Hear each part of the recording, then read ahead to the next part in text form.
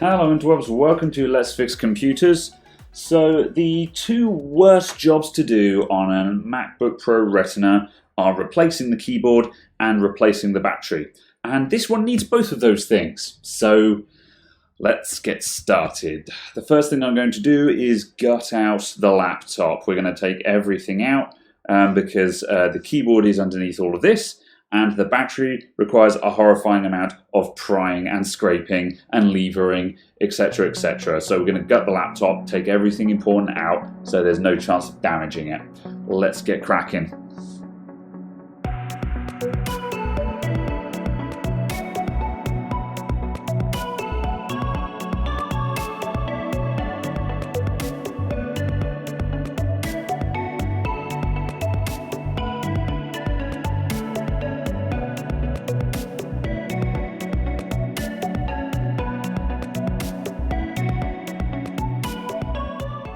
Okay, I've gone around and disconnected all of the leads going into the logic board. So now we're going to take out all of these screws and we can take out the logic board. We'll also take out the DC in board as well because that does need to come out. Failing that, it's like one extra screw to remove that, so you may as well.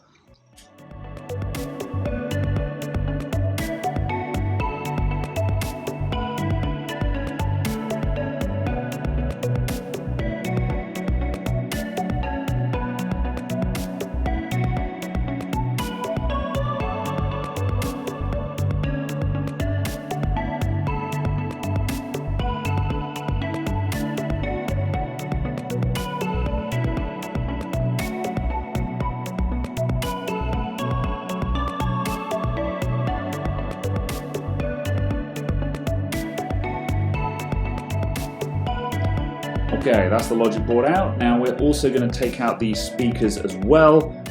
These don't have to come out, but it's going to give me an awful lot more space to move around the battery. And again, it's just a couple of screws and these guys will just pop right out. So let's take those out too.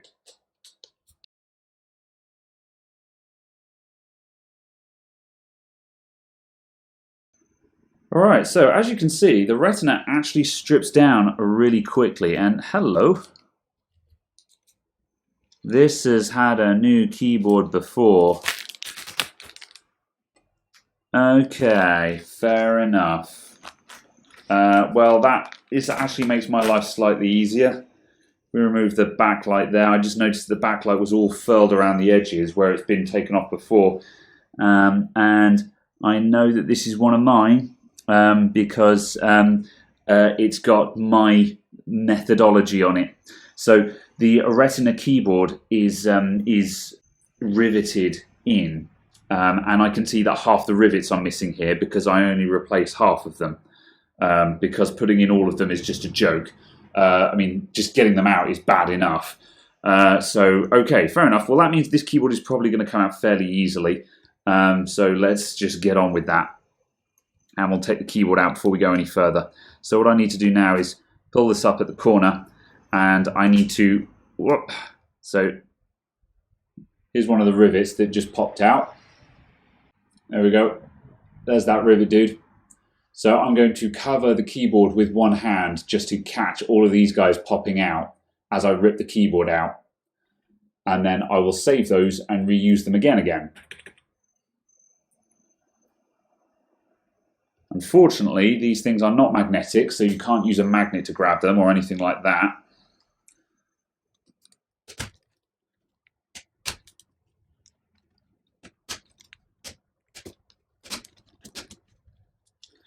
I think there are some actual screws somewhere in this.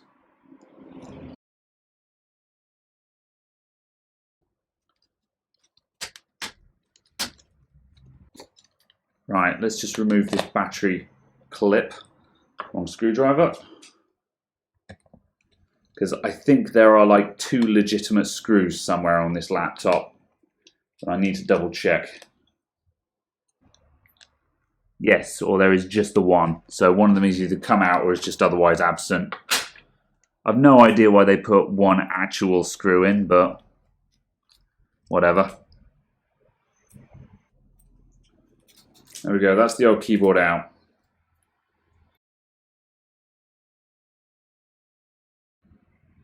Now I need to collect up all of these stupid rivets so I can reuse them again.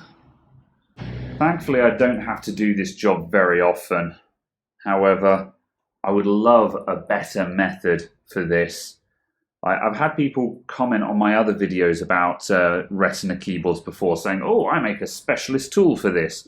However, it's a specialist tool for removing the rivets. And that's easy because you just rip the damn thing out. What I need is a specialist tool that can fit new ones. Or failing that, what I would love is something like a tap kit. Almost like a tap on the end of a screwdriver that would allow me to tap threads into the holes that these rivets go into, so I could replace them with, say, the same screws that the non-Retina MacBook uses, or something like that. That would be perfect. But I don't do this enough to actually do the investigation into that.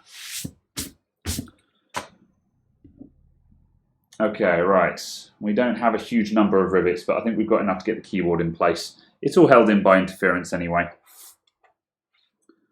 Okay, so right, at this point we're going to go ahead and get the battery out as well. So let's get to work on that. Okay, right, we're going to get started on the battery now, and I'm going to start off by using my hairdryer just to put a bit of warmth onto the laptop. Now, we're not going to heat anything up because batteries, that's a terrible idea, but what I want to do is just take the chill out of it because it's cold to the touch at the moment, and that's going to make my life just all the harder with the glue. So I'm literally just going to warm everything up slightly so it's not cold. We're not actually overheating anything.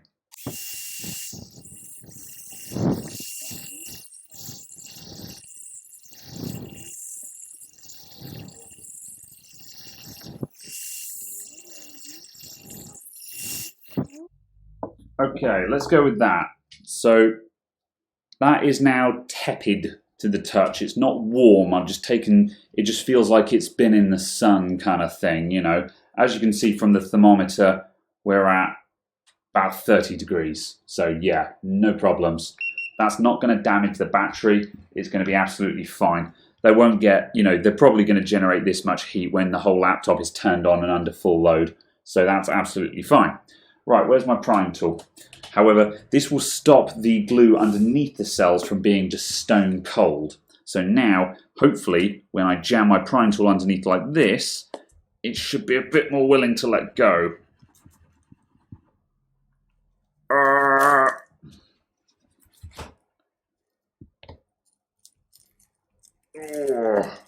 Not really. There we go. Right, so the outer ones are the easiest. The trick is to not bend the cell. You don't want to bend these things. I've put a little bit of bend in it, but that's okay. So that's the first one off. Now let's go on to the next one. As you can see, I am bending my prying tool to do this, so that's the kind of force that we need here. A palette knife would probably be better at this, but I keep forgetting to buy one.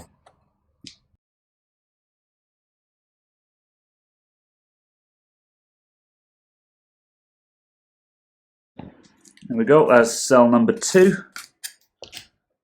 So far so good.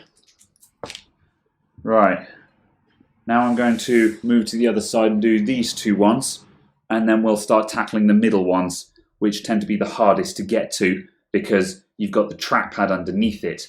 See, these ones I'm prying against just metal, so I can be vicious. However, these ones, I've got the trackpad on the other side to deal with that I really don't want to crack. So that's where it gets tricky. I'm going to go around to the other side of the counter so I'm not working hack-handed.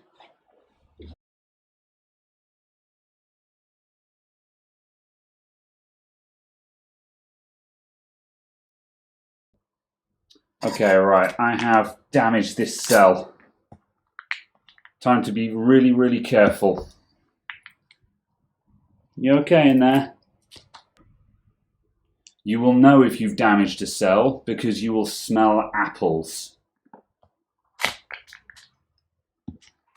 That means that you've just sliced the outer case slightly. This doesn't necessarily mean that the battery is going to explode. However, we're just going to pay close attention to this. No, I think he's okay. He's not heating up or doing anything terrible.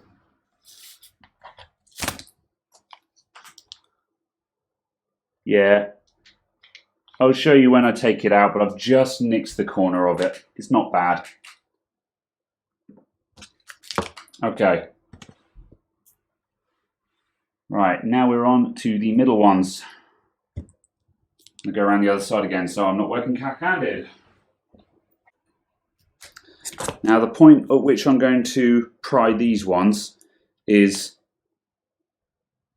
here. I'm going to go underneath it like that, because there is a space of metal here where you've got the chassis and not the trackpad. So that's an area that I can pry against to get under the glue.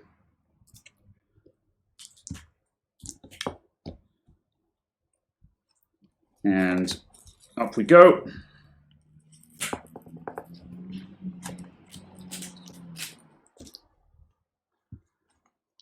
And now I'm going to push it down there. I'm not going to pry this time, I'm just going to push through the glue.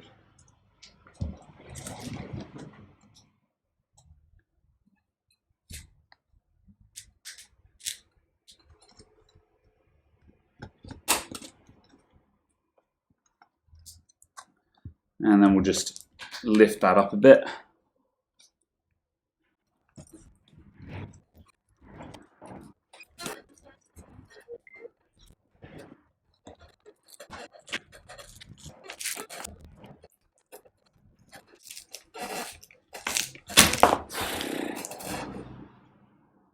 Ooh, okay, one more to go.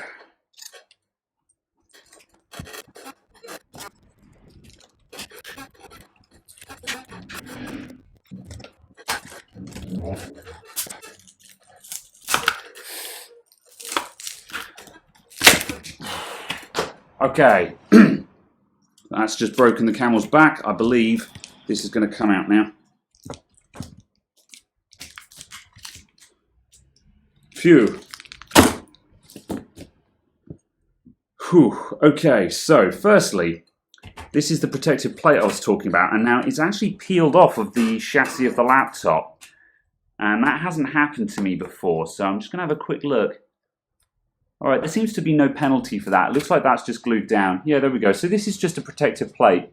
I think this is there to stop the, it stops any liquid ingress, and I believe it also just prevents a failed battery from damaging the trackpad or anything like that, like it used to on the old ones. However, as you can see, although this plate has come off, there's no major damage to it. That'll just go straight back on, and there's no damage to the trackpad either, so that's happy. We'll just give that a brush because there's some dust and grit that's gotten down the sides of that there, so that's no problem.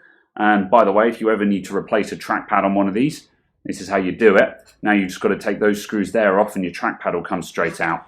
Unless you have a forced trackpad, which is a completely different animal, which I have thankfully not had to deal with yet. Then the battery itself, there is our battery unit, and you can just see there, just where I nixed the corner of that one, which is where I got that acrid apple battery smell.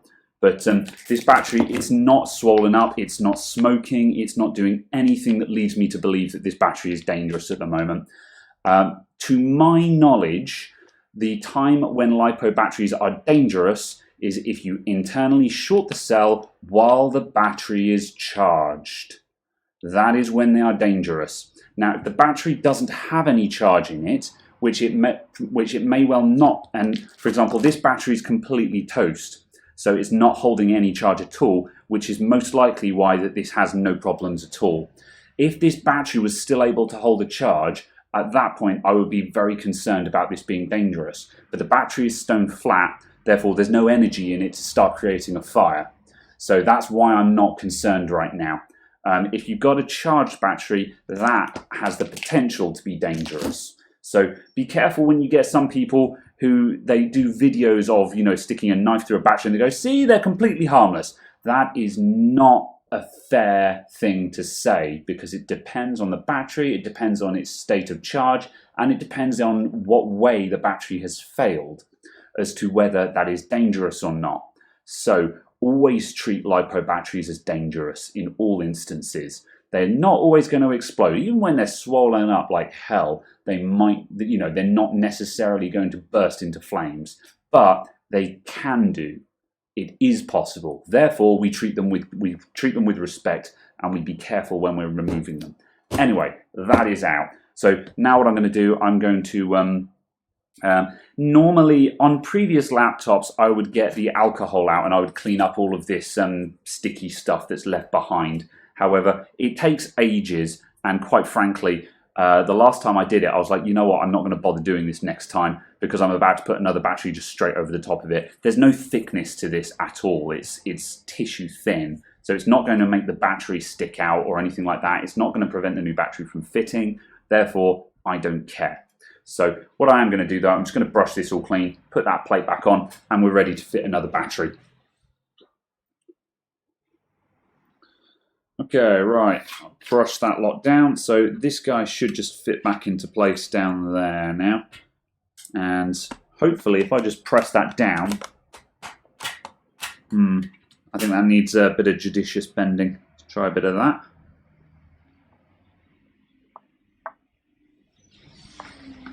And a bit on the other side. There we go. Hopefully the existing adhesive will kick in now. That's good enough. By the time the battery's sitting on top of that and we pile everything else on top, that'll be fine. Right, let's get my new battery. Okay, new battery incoming. So thankfully, the replacement batteries, as you can see, they come as a nice single unit like this with the adhesive already applied.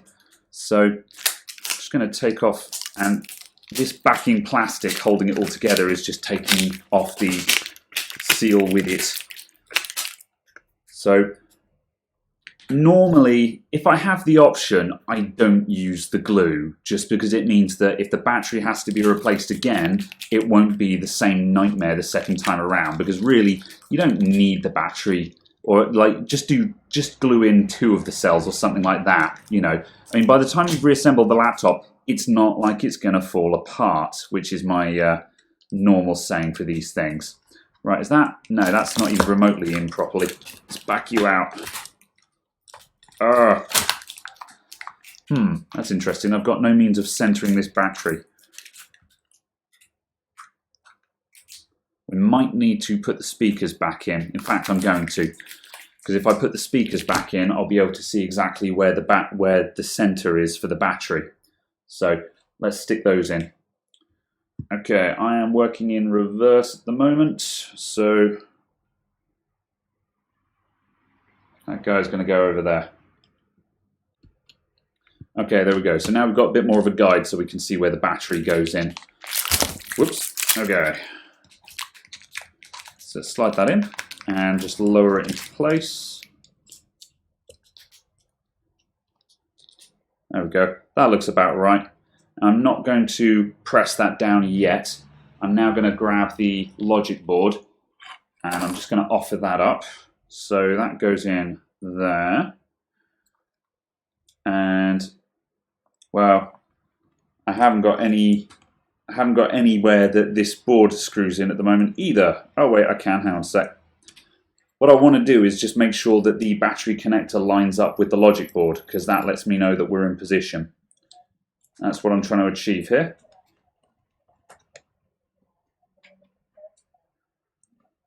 We shuffle that along until the... Okay, there's ports I'm going to go in. However, we take that along just enough for the... oh, damn it. Oh no. It's the wrong battery, kids. You arsehole. No, no. See you guys when I got a new battery. Alright, so my battery is a bust for now. We'll come back to that. In the meantime, I can at least put my new keyboard in. So let's get that done. And then the battery will just be a drop-in job as soon as I've got the correct one in stock. So let's go back to the keyboard.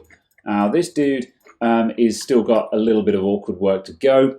I've got the replacement keyboard, which we're going to lay down, and then we need to sort of jury rig it in place with the remaining rivets that we have. So let's have a bash at that. There it is. Right, now having been stung once, we'll just offer up the keyboard to make sure that's correct, which thankfully it is. Grrr. Right, so that goes in that way. So we'll lay that down and make sure there's no trapped wires, because we all know how good I am at doing that. That's all fine. Good. Okay, so now we have a limited number of these annoying little rivets. So I'm going to start by putting in corner rivets, and then we're going to try and space them out to put in sort of even spaced ones. Now, we don't need every single rivet to be in the keyboard. The amount of hold down they've got on these things is massive overkill. So we just want to get in enough that there's no rocking on the keyboard and there's no squidginess or anything like that. So I'm going to place the rivet in place. Oh god, that flicker. Sorry about this, peeps. Right, so I've positioned a rivet in the hole, and now I'm going to put a big ass screwdriver over the top of it. Just make sure that's as centered as possible, and I'm going to give that a smack with the palm of my hand. Like that. So there's still a little bit of looseness there, but that's going to hold in for now. Once we put in some more rivets, the whole thing should hold in place just fine. So I'm going to start by doing all of the corners, and that will hopefully hold everything dead center, and we'll start getting some kind of firm hold down on the go.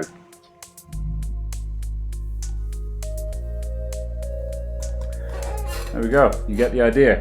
Now rinse and repeat for as many of these as you can.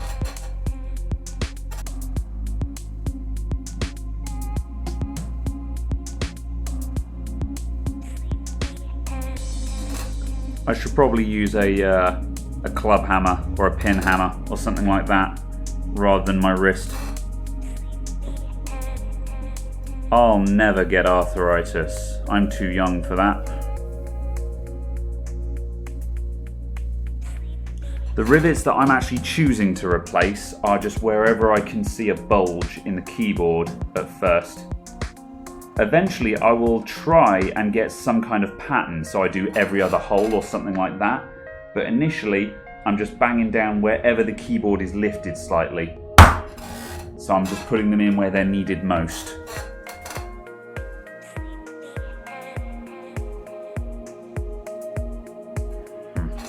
Okay, so the keyboard is sitting fairly flat now, so I'm going to try and start getting onto some kind of pattern here. So we've got almost sort of every couple of holes on this middle row, so now I'm going to do the same thing on the next row up and just space them out and try and get the most out of the rivets that I have.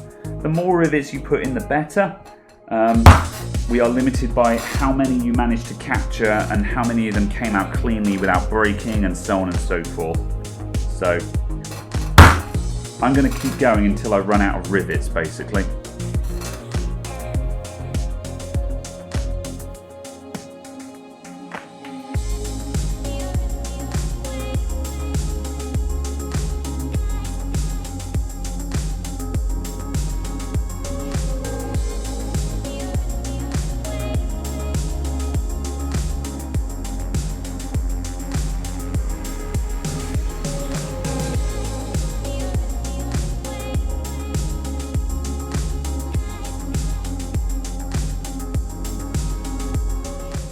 Okay, right, so I'm done, and I've done reasonably well. We've got more or less a rivet, every couple of holes along here. There's a few spaces where there's a little bit of an open gap, but if there's, for example, we've got a 3-hole gap here, but then there's one right there, and there's one right there. So, I've kind of spaced them out as best I can. As I mentioned, the more rivets you put in, the better, but, this is a horrible job. If anyone knows a better way of doing this, I'm legitimately interested in knowing. So yeah. Anyway, that is our keyboard in place, so we're ready to rebuild the rest of the laptop now. Okay, right, let's stick our keyboard backlight over the top of the keyboard again. And again, make sure there's nothing trapped underneath it. Mainly talking to myself here.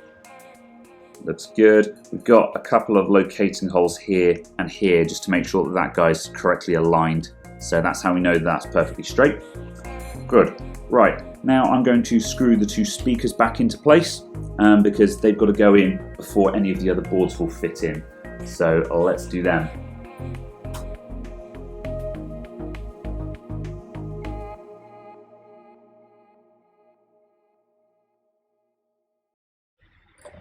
Alright, so now I'm going to position the I/O board. So that's going to drop into the top left there. And we'll just tuck that under to make sure it's in place. Okay, that looks good. And now we've got to put in these two guys before anything else because the board is going to sit on top of them. So these are the air guides that keep the direct airflow from the fans outside of the laptop, just to make sure that the fans don't recycle hot air. And they just sort of sit down. And yeah, there we go. They kind of click into the back.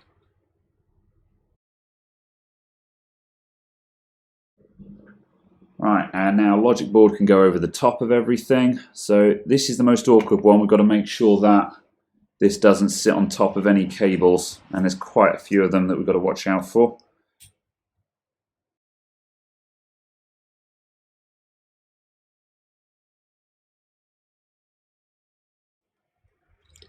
Right. There's someone supposed to be there. Nope, I think that's JTAG. Right, however, we do need to sort out our keyboard cable at this point. Let me grab the old keyboard and just check how the cable was folded. Right, so the cable folds in on itself, then it does a zigzag.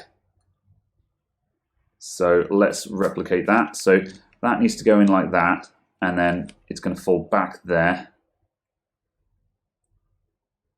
There is actually a sticky tab there to hold it back, but I tend to avoid using those sticky tabs unless I really have to, just so then you don't have to commit to anything that you've done with it.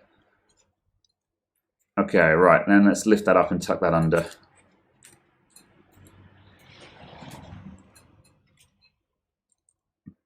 And rescue the keyboard backlight again, because that got lost up the top.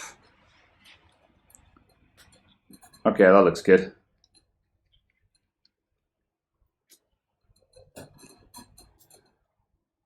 Right, and the screw holes are lining up, which means the keyboard is in position. Which means the logic board is in position. And I'm just going to put a couple of screws in the top just to anchor that in place. I'm not sure if that's the right screw, but we'll worry about that in a sec. I just need it to stay in place right now while I make sure that everything is good.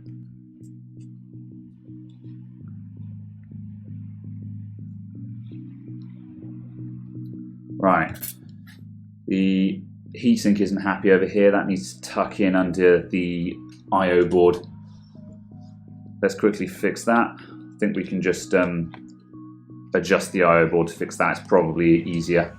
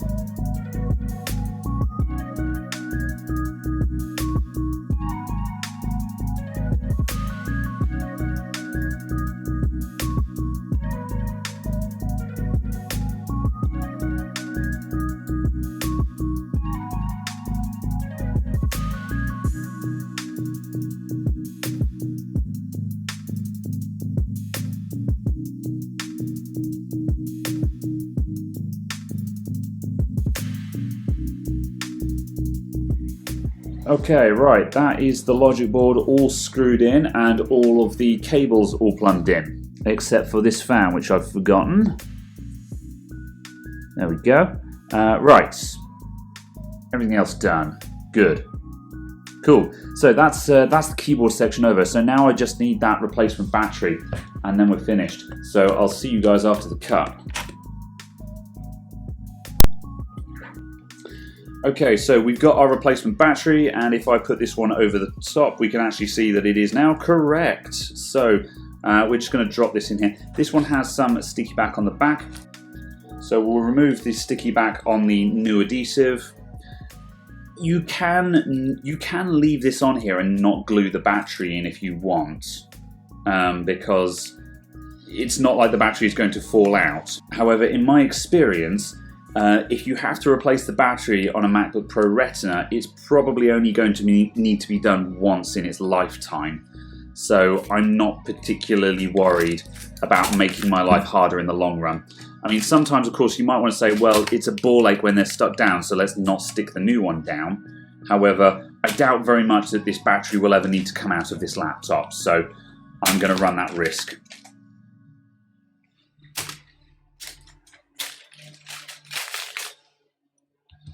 Now we'll just make sure that those cells are vaguely straight. There we go. They are comfortable. Right.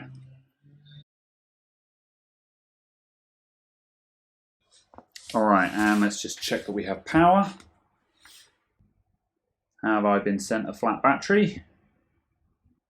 Right, I plugged in the charger and the laptop is powered on by itself, which is not promising. Let's let it boot up and see if it actually sees the battery.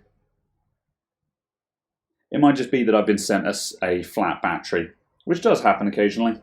Usually batteries are shipped with like 40 or 50% charge in them, which is how LiPos like to rest. However, it might be that this one's just flat.